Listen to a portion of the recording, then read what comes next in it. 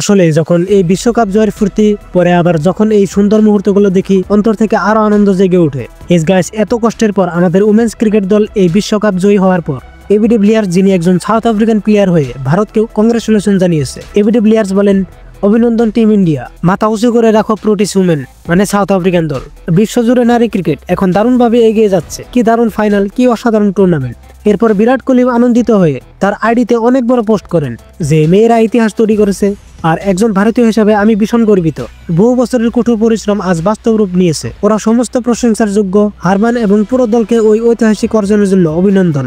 এছাড়াও পুরো স্কোয়াড এবং পর্দার আড়ালের সাপোর্ট করা স্টাফদেরও ধন্যবাদ জানাই তাদের অবদানের জন্য। দারুণ কাজ করেছে ভারত। এই মুহূর্তটা উপভোগ করো, এটা দেশের অসংখ্য মেয়েকে খেলাধুলায় অনুপ্রাণিত করবে। রোহিত শর্মা ইমোশনাল হয়ে গেছিলেন, কারণ তিনি ফিল নিয়েছেন যে বিশ্বকাপ জেতার আনন্দটা ঠিক কেমন অন্য ধরনের শান্তি, যেটা আমরা ম্যাচ দলে 2023-এ লাগাতার সব ম্যাচ জেতার পর ফাইনাল হেরে যাই।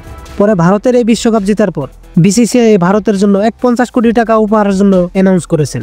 একটা বস্তু কি যে প্রতীক রাওয়াল, যিনি বাংলাদেশের লগে খারাপভাবে ইনজুরি হয়, যার জন্য তিনি সেমিফাইনাল এবং ফাইনাল খেলতে পারেন না, সো তাকে হুইল চেয়ারে দেখা যায় সেলিব্রেশনের জন্য। পরে ভারতীয় উমেন্স প্লেয়ার্সরা ট্রফিটা মিথালি রাজের হাতে তুলে দিয়েছে, কারণ এই মিথালি রাজ ক্যাপ্টেন থাকা অবস্থায় 2বার ফাইনালে গিয়ে হেরে যায়। বাট এই বছর ফাইনালে ভারত বিশ্বকাপ জয়ের খুশির সেলিব্রেশনটা মিথালি রাজও করে। তো বস, এরকম ইনফরমেটিভ ক্রিকেট নিউজের জন্য চ্যানেলটির সাথে জুড়ে থাকতে পারেন।